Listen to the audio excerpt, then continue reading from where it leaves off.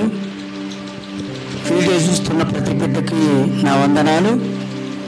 ఈ ఆదివారం ఒక దినము గెలిపితే మరి 1000 దినాల ఆశీర్వాదమున దేవుడు మాట్లాడిండు. కాబట్టి ఎక్కడ 2 లేదా 3 కూడి నా నామములో ప్రార్థన చేస్తారో వారందరినీ దీవిస్తున్న దేవుడు మరి ఆయన దీవించడానికి సిద్ధంగా ఉండు. కాబట్టి మన ఆయన మాటలు విందాం, ఆశీర్వాదాలు పొందుకుందాం. మత్తయి సువార్త మరి 7వ అధ్యాయము మరి 24వ వచనం చదువుకుందాం. పేజీ నెంబర్ 8 మరి చదువుతాం. కాబట్టి ఈ నా మాటలు విని వాడు చొప్పున చేయి ప్రతి వాడు బండ మీద తన ఇల్లు కట్టుకొనిన బుద్ధివంతుని పోలి ఉండెను. వాన కురిసిన, వరదలు వచ్చిన, గాలి విసిరిన ఆ ఇంటి మీద కొట్టినా కానీ దాని పునాది బండ మీద వేయబడును గనుక అది పడలేదు. మరియు ఈ నా మాట విని వాటి చొప్పున చేయో ప్రతివాడు ఇసుక మీద ఇల్లు కట్టుకొని బుద్ధిహీనుని పోలి ఉండెను. వాన కురిసిన, వరదలు వచ్చిన, గాలి విసిరిన ఆ ఇంటి మీద కొట్టెను, అప్పుడు అది కూలిపడెను. దాని పాటు గొప్పదని చెప్పెను. హల్లెలూయా. మరి మత్తయి సువార్త 7వ అధ్యాయంలో 24 వచ్చిన ఒకసారి చదువుకుందాం. కాబట్టి ఈ నా మాట విని వాటి చొప్పున చేయి ప్రతివాడు బండ మీద తన ఇల్లును కట్టినవాడు అన్నాడు. బండ అనగా ఎవరయ్యా? యేసు ప్రభు. ఏమంటారు? బండ అనగా యేసు ప్రభు. యేసు ప్రభు ఎవరైతే మరి బండ మీద కడతారు అంటే బండ అనగా యేసు ప్రభు. ఆయన మాట విని ప్రతి వాడు ఎక్కడ నిలబడినట్టట చెప్పండి? దేవుడి మీద నిలబడినట్లట. దేవుడు హస్తాల్లో మనం ఉంచినట్లని బైబిల్లో చెబుతుంది. నా మాట వినని వారు ఎవడంటే ఇసుకలో ఇల్లు కట్టువాడు. మరి మాట వినవాడు అంటే బండ మీద ఇల్లు కట్టువాడు. చూడండి, ఒకడు బండ మీద కట్టిండు, ఒకడు ఎక్కడ కట్టిండట? ఇసుకలో కట్టిండు. బండలో కట్టిన వాడు ఎంత వరద వచ్చి, ఎంత గాలి వచ్చినా, ఎంత తుఫాను వచ్చినా కొంచెం కూడా కదలలేదట. వింటున్నారమ్మా? ఎంత చేసినా మరి కదలబడలేదట. ఇసుకలో కట్టిన వాడు ఆ ఉసిక వర్షం వచ్చినప్పుడు తువి వేసి మరి ఆ నీటి ఓటకి కోయబడి అది కూలిపోయిందంట. చూడండి, ఎవరైతే సేవకుడి మాట వింటారో, ఎవరైతే దేవుడి మాట వింటారో ఆ మాట విని మరి ఎవరైతే చెప్పిన మాట విని మరి కష్టాలు వచ్చినా, బాధలు వచ్చినా, ఇరుకులు వచ్చినా, ఇబ్బంది వచ్చినా దేవుడి మాటని ఎవరైతే దేవుడి మాట ప్రకారం నడిస్తే ఎన్ని కష్టాలు వచ్చినా దేవుడు వాటి నుండి విడిపిస్తాడు. వాడు ఎలాంటి వాడంట? బండ మీద తన ఇల్లు కట్టువాడు పోలిన వాడట. మరి దేవుడు మాట విన్నవాడు ఎక్కడ కడతాడట చెప్పండి?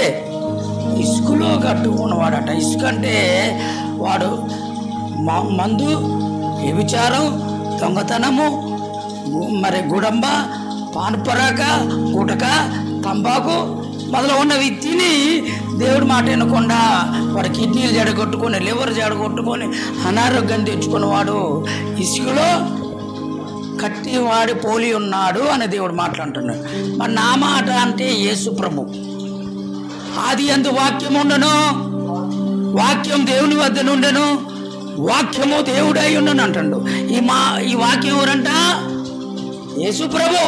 ఇప్పుడు మాట్లాడేది ఎవరట? యేసు ప్రభు. కాబట్టి మనం చాలా జాగ్రత్తగా ఉండాలట. ఆదివారం దేవుడి సన్నిధిలో 6 రోజులు కష్టపడి ఎక్కడికి రావాలా చెప్పండి అమ్మా? ఎక్కడికి రావాలా? దేవుడి మందిరానికి రావాలా. 7వ రోజు నువ్వు దేవుడితో గడిపితే, దేవుని సన్నిధిలో నువ్వు ఉంటే, దేవుని కవిట్లో నువ్వు ఉంటే మళ్ళీ 6 రోజుల వరకు నీకు శ్రమ రాకుండా, బాధ రాకుండా, ఇరుకు రాకుండా, ఇబ్బంది రాకుండా కాబడతాడు. పనికి వెళ్ళేవాడు ఉంటే ఆ పని నీ దగ్గరికే నడుచుకుంటూ వస్తుంది. ఆ పని నీ దగ్గరికి వస్తుంది. నువ్వు చేయాల్సిన ఏ పని అయినా, ఏ బిడ్డ అయినా అది నీ పాదాల దగ్గరికి వస్తుంది. లోన్ విషయమైనా, పని విషయమైనా, ఏ విషయమైనా ఎక్కడికి వస్తుందంటే అదే నీ దగ్గరికి వస్తుంది. నువ్వు వాడి దగ్గరికి పోక్కర్లా. ఏ రోజు గడిపితే నువ్వు ఆదివారం కలిపి ఎవరి మాటైనా అలా చాలా మంది మందిరానికి వచ్చి కొందరు నిద్రపోతారు, కొందరు అనాలోచనతో ఉంటారు, కొందరు ఏరే ఆలోచనలతో ఉంటారు. అట్లయినా వాడిని దేవుడికి నాటండు. పాస్టర్ గారు ఏం చెబుతుండు, మన దాంట్లో ఏముంది, మనం ఏం చేద్దాం అన్న వాడే బాగుపడతాడు తప్ప వచ్చాం కూర్చున్నాం వెళ్ళామంటే దేవుడు ఆశీర్వాదం ఉండదు. నేనైనా నువ్వైనా ఎవరైనా. కాబట్టి దేవుడి మాట వాడు ఎక్కడ కడతాడంట? బండి మీద కొట్టుకుంటాడంట. దేవుడి మాట ఎన్నోడు ఎక్కడ కడతాడు? ఇసుకలో కడతాడు. తుఫాను వరద అనేది శ్రమలు, బాధలు, ఇరుకులు, ఇబ్బందులు ఈ వచ్చేవారు కూలిపోతారట. మరి ఇంక నేను ఈ శ్రమలో తట్టుకోలేను, నేను ఈ బాధల్లో తట్టుకోలేను, నేను చచ్చిపోతా, నేను మందు తాగుతా, నేను ఏట్లో దూకుతా, నేను రైలు కింద పడతా, నేను బస్సు కింద పడతా అంటాడు. ఇలాంటి వాడు ఎక్కడ లేదంటే స్టాండర్డ్ కింద బండ పునాది లేదు. ఇల్లు కడితే మనం ఏం కడతాం? పునాది కడతాం లేదా? దేంతో కడతాం? రాయితోనే కడతాం. అదే ఆ రాయి లేకపోతే ఇల్లు కూలిపోద్దట. కట్టండి, నేల మీద ఉంటుందేమో, దెబ్బ కూలిపోద్ది. అట్లాగే క్రీస్తు అనే బండ మీద నువ్వు నిలబడితే ఎన్ని కష్టాలు వచ్చినా నువ్వు నిలబడతావు. స్టాండర్డ్గా నిలబడి నాకు దేవుడు ఉన్నాడు, నా కొడుకు చూడపోయిన పర్వాలా, నా బంధువులు చూడపోయిన పర్వాలా, నా మిత్రులు చూడపోయిన పర్వాలా, నాకు ఏసీ ఉంటే చాలు అంటాడు. ఎందుకంటే అది ఎక్కడ కట్టబడ్డది? బండ మీద. అదే ఇసుకలో కట్టిన వాళ్ళు ఏముంది? నా బంధువులు చూడట్లేదుగా, నా కోడలు నా కొడుకు చూడట్లేదుగా, నా మిత్రులు చూడట్లేదుగా, ఇంక నా బతికెందుకు? దీనికే మనం ఫీల్ అయ్యి ఏదేదో సావాలని ప్రయత్నాలు చేస్తుంటాం. కానీ దేవుడు అంటాడు, నీతో నాతో వీడియోతో మాట్లాడే చూసే ప్రతి బిడ్డ నేనున్నా, నా మాటలేనండి, నేను చెప్పినట్టేనండి, ప్రార్థన చేయండి, మీ అవసరాలు వస్తాయి, అడగండి. బైబిల్ ఉంది. అదే 7 అనుకుంటా, అడుగు అని దేవుడు మాట్లాడుతుండు. 7వ అధ్యాయము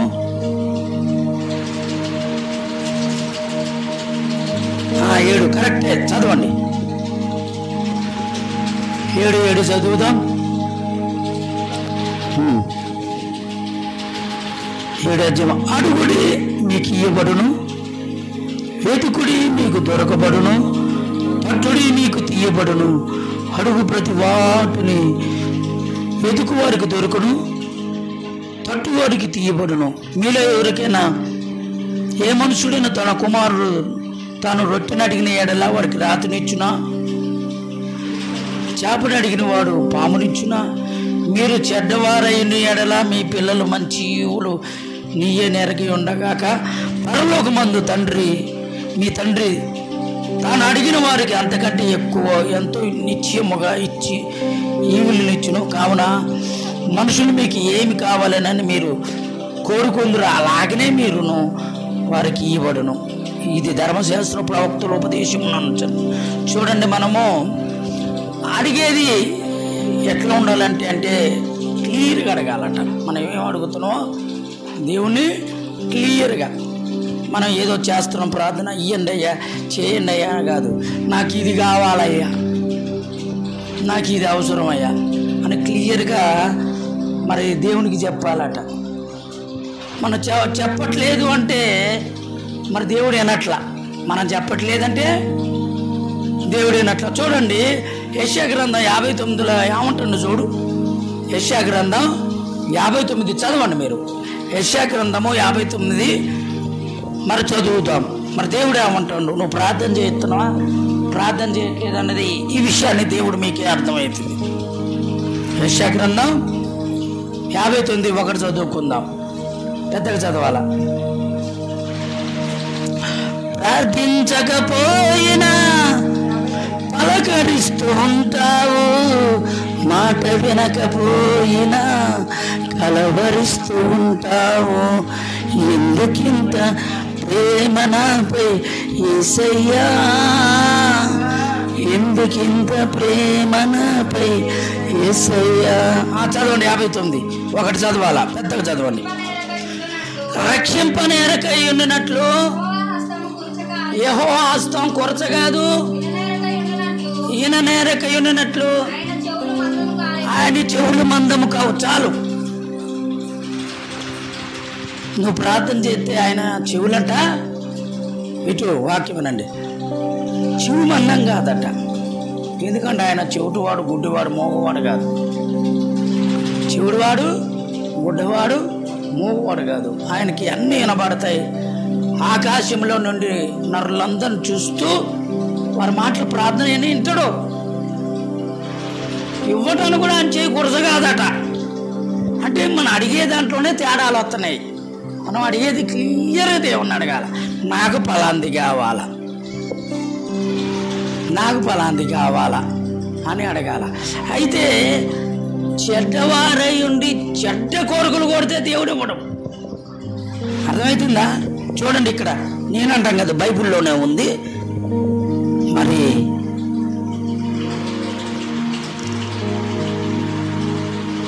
ఇంకో 10వ వచనం 7:10 మీరు చెడ్డవారయ్యుండి మీ పిల్లలు మంచి ఈవులు నీయనెరగై ఉండక పరలోక తండ్రి మీ తండ్రి తాను అడుగువారు అంతటి కంటే నిశ్చయముగా ఇచ్చుదు. చెడ్డవారు ఏం చేస్తారు? ఎదుటివాడు పాపం కోరుకుంటారు, చెడ్డవి కోరుకుంటారు. కాబట్టి అయ్యి దేవుడు నచ్చడు, ఇవ్వడు. అర్థమవుతుందమ్మా? మనం కోరుకునేది ఎలా ఉండాలంటే దేవుడికి నచ్చినట్లు, దేవునికి ఇష్టమైనట్లు కోరుకోవాలంటే ఏది కోరుకున్నా. అర్థమవుతుందా? దేవునికి ఇష్టంగా మనం కోరుకోవాలా, దేవుడికి నచ్చింది మనం కోరుకోవాలా. మనం ఒకటి కోరుకొని మరి చెడ్డ కోరుకొని ఎదుటివాడిది ఆశించి నాకు అది కావాలా, ఎదుటివాడు ఆడపిల్లలు కావాలా, ఎదుటివాడిది ఫలాంది కావాలని కోరుకుంటే దేవుడు ఇవ్వడమ్మా. నాకు దేవుడా అనుదిన ఆహారము, ఆరోగ్యము, వస్త్రము, ధనము, గృహాన్ని అని కోరుకో, దేవుడు ఎప్పుడు. మా ఇరుకుల నుండి, మా ఇబ్బందుల నుండి, నా అప్పుల నుండి, మా అనారోగ్యం నుంచి విడిపించాయా, అది కూడా దేవుడు ఎత్తాడు. నా కుటుంబం చల్లగా దేవుళ్ళ ఉండాలా, అది కూడా ఎత్తాడు. మా బంధుమిత్రులు బాగుండాలా, అది కూడా దేవుడు ఎత్తాడు. కానీ మనం చెడ్డ కోరికలు కోరుకోకూడదు. కనుక మన పదాజ్ఞలో రాయబడి ఉంది, వ్యభిచరించరాదు, దొంగిలించరాదు, నీ పొరుగువాడు సొమ్ము ఆశించరాదు. అర్థమవుతుందమ్మా? ఎదుటివాడు సొమ్ము అన్యాయంగా వద్దు, అబద్ధం ఆడొద్దు. ఈ చేతి మెచ్చడు దేవుడు. నిన్ను మెచ్చాలి అంటే మొదట నువ్వు నచ్చేటట్టు ఉండాలా దేవుడికి. ఎట్లుండాలా? నువ్వు నచ్చేటట్టు ఉండాలి. ఉంటేనే అడుగు, అడుగుడి నీకు ఇవ్వబడును, వెదుకుడి నీకు దొరకబడును, తట్టుడి నీకు తెరవబడును. నువ్వేం అడిగితే అది ఇయటానికి దేవుడు సిద్ధంగా ఉండాలేడా? ఆయన చెవిటివాడా, మోగవాడా, గుడ్డివాడా, చేయకూడచా, ఇవన్నీ మనకున్నాయి తప్ప దేవుడికుండా. మనమే చేతులు చాపి అయ్యా నాకు ఇయ్యండి అయ్యా అని అడగం. ముచ్చట్లు పెడతాం, ఎంజాయ్ చేస్తాం. కానీ ఆయన పాదాల దగ్గర 5 నిమిషాలు మరి పోట్లాడం. అర్థమవుతుందా? ఒక 5 నిమిషాలు దేవుడి దగ్గర ఎందుకు కలబడం అంటే మనకి మన తల్లిదండ్రులు అన్ని జనులు కాబట్టి కలబడరు. మనం ఏం నేర్చుకోవాలా చెప్పరే అమ్మా? మనం ఏమి నేర్చుకోవాలా? లోకంలో తక్కువ మాట్లాడాలా? అర్థమవుతుందమ్మా? లోకంలో తక్కువ మాట్లాడా, యేసుతో ఎక్కువ మాట్లాడాలా? లోకంలో తక్కువ మాట్లాడాలా? అర్థమైన మాటలు అర్థమైన, దేవుళ్ళో ఎక్కువ మాట్లాడాలా. మనం దేవుడితో తక్కువ మాట్లాడతాం, లోకంలో ఎక్కువ మాట్లాడటం వల్ల మన పనులు జరగట్లా, కార్యాలు జరగట్లా, ఆశీర్వాదం రాట్లా. ఎన్ని రోజులు ఉన్నా గొర్రెతో ఒక ఎంత ఉంటుందంట, బెత్తిడే అంట.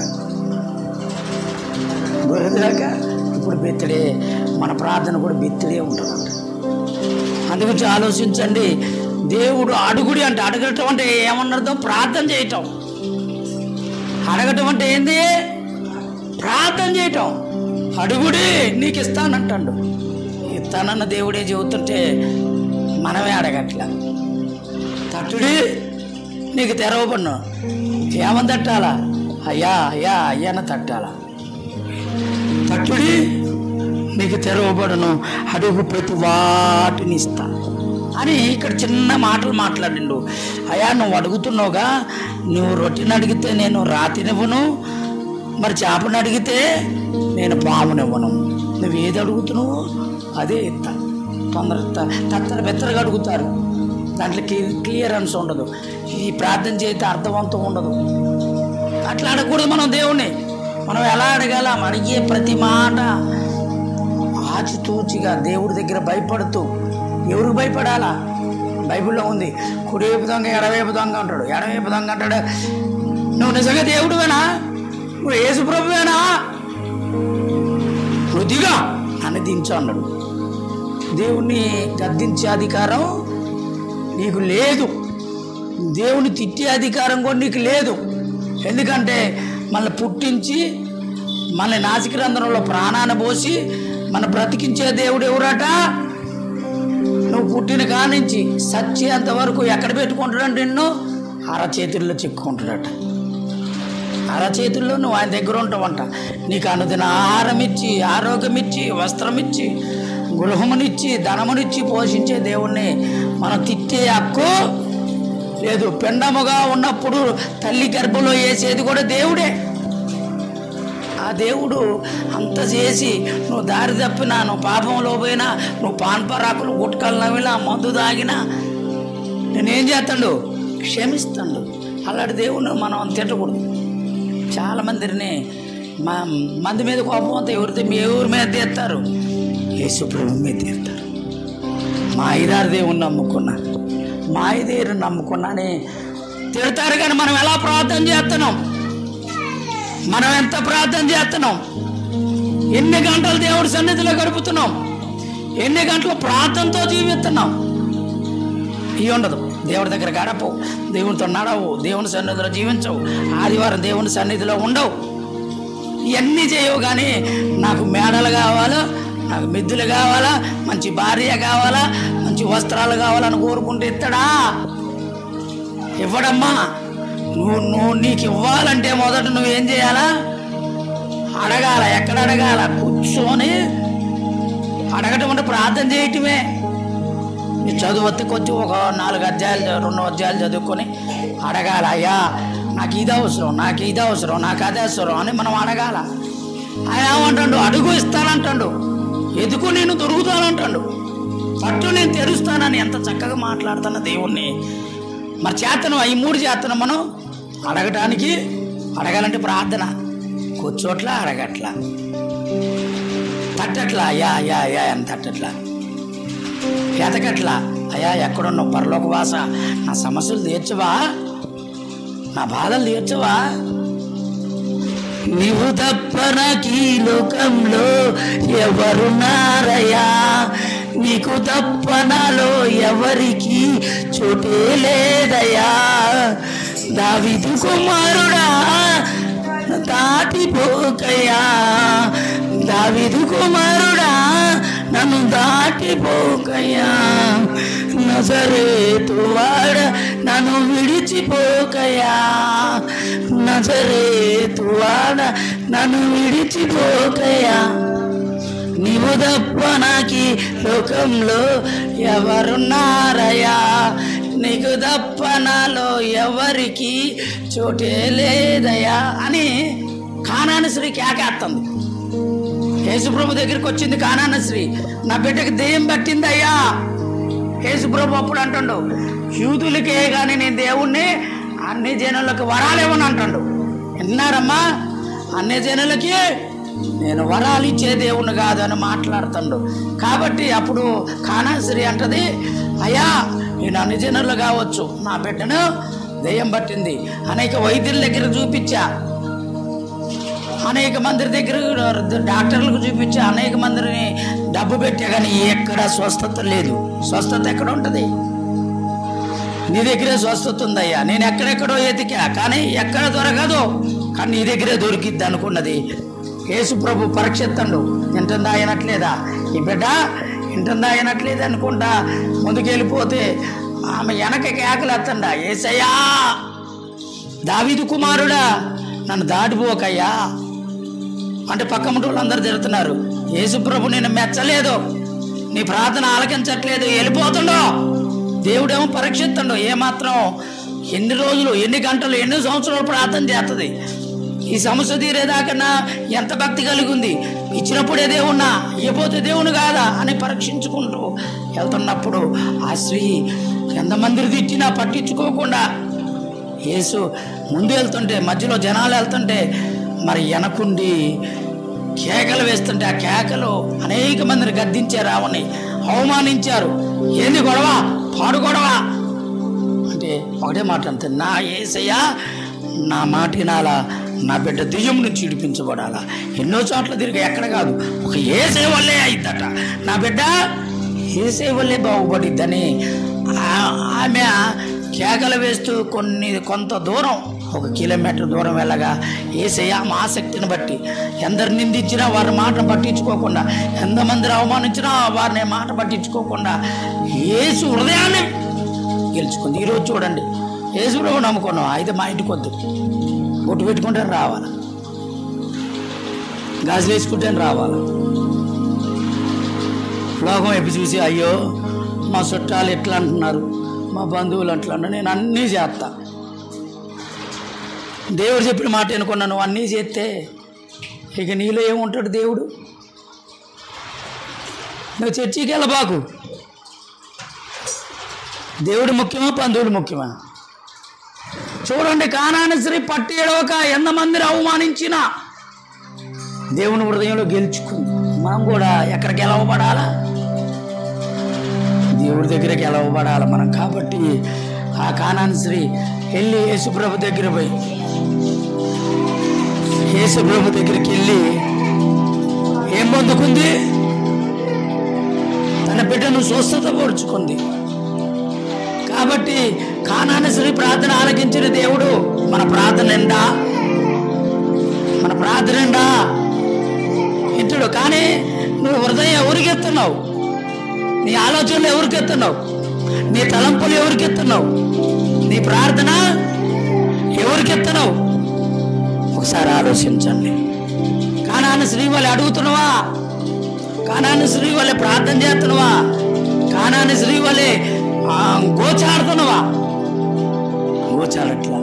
దేవుడు ఏమంటున్నాడు? అడుగుడు తట్టుడి అని నిన్ను అడుగుతుంటే నువ్వేం కూర్చొని ప్రార్థన చేయకుండా, నాకు ఈ సమస్య, నాకు ఈ బాధ, నాకు ఈ వేదన, నాకు ఈ శోధన అంటే ఎట్లా పోద్ది? బైబిల్లో ఉంది, మనుషుల సాయం వ్యర్థము, రాజులు నమ్ముట వ్యర్థము, యెహోవాను ఆశ్రయించుట ఎంతో మేలని దేవుడు మాట్లాడతాను.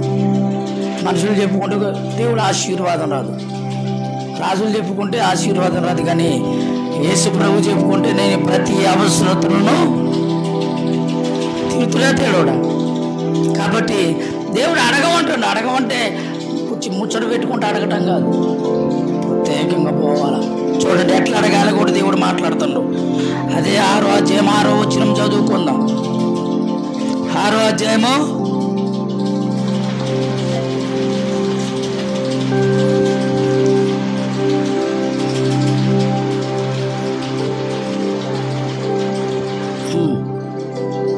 'మరియు మీరు ప్రార్థన చేయనప్పుడు వేషధారుల వలె ఉండవద్దు, మనుషులు కనబడవలే అని సమాజ మందిరంలో వీధుల మూలల్లో నిలిచి ప్రార్థన చేయుట వారికి ఇష్టము. వారు తమ ఫలము పొంది ఉన్నారని నిశ్చయముగా మీతో చెప్పుచున్నాను. నీవు ప్రార్థన చేయనప్పుడు నీవు నీ గదిలోకి వెళ్ళి తలుపు వేసి రహస్యమందు నీ తండ్రిని ప్రార్థన చేయము. అప్పుడు రహస్యమందును చూసి నీ తండ్రి నీకు ప్రతిఫలం ఇచ్చును. ప్రార్థన చేసేటప్పుడు ఏం చేయాలా చెప్పండి అమ్మా? ప్రార్థన చేసేటప్పుడు ఏం చేయాలా? ఒక్కదానమే ఉండాలా? నీ ఎదురు ఎవరు ఉండాలా? బైబిల్ ఉండాలా, దేవుడు ఉండాలా. అంతేగాని జనాలు అందరూ ఉండి ఏసే ఎప్పుడు నా సమస్య తీర్చుడు, ఏసే ఎప్పుడు నా బాధ తీర్చుడు, ఏసయ్యా నా బాధ తీర్చయ్యా, నా కష్టాలు తీర్చయ్యా అంటే తీరవడు. నువ్వేం చేయాలా? ఒంటరిగుండి అందరు బయట ముచ్చట పెట్టినప్పుడు నువ్వేం చేయాలా? ఎవరితో కలబడాలా?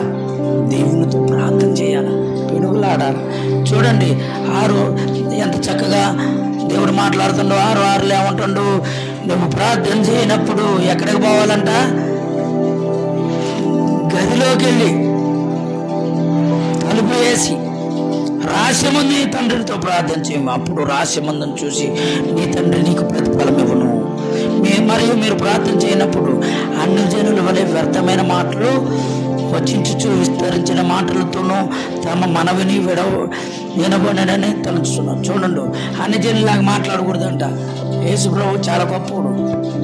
వాళ్ళకి చూసిన డాబాలు ఉన్నాయి, వాళ్ళకి చూసిన బండ్లు ఉన్నాయి, వాళ్ళకి చూసిన అన్నీ ఉన్నాయి, మరి నాకెందుకు ఇవ్వవు అని అన్ని జనుల వలే గాక అయ్యా నువ్వు నా సహాయకుడు, నాకు ఇవ్వండి, మమ్మల్ని పోషింపచేయండి, మమ్మల్ని దీవించండి, మమ్మల్ని ఈ రెక్కలు చడభద్రపరచండి అని మనం అడగాలి. కానీ ఎక్కడంటే అక్కడ